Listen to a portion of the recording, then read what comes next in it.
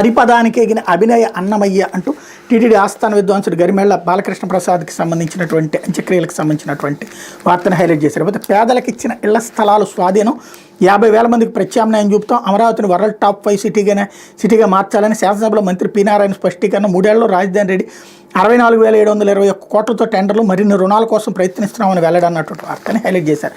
45 ఏళ్ల చరిత్రలో నాపై హత్య రాజకీయాలు మరకలేదు. రేపటి నుంచి ప్రభుత్వాన్ని ఛాలెంజ్ చేయాలంటే చేయండి, ఆ తర్వాత ఎలాంటి శిక్ష ఉంటుందో మీరే చూస్తారు. రాజకీయ ముసుగులు నేరాలు చేస్తామంటే చూస్తూరుకొని శాసనసభలో ముఖ్యమంత్రి చంద్రబాబు వ్యాఖ్యలు అన్నటువంటి వార్తని హైలైట్ చేశారు. ఇకపోతే పోసానిపై పైశాచికం అంటూ కేసులు బనాయించి విచారణ పేరుతో వేధించండి.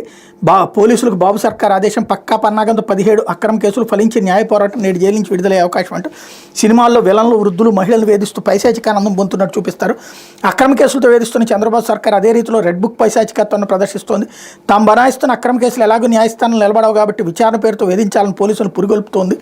సినీ నటుడు పోసాని కృష్ణమూర్తిపై లెక్కలకు మించి అక్రమ కేసులు బనాయించింది అన్నటువంటి వార్తని హైలైట్ చేశారు.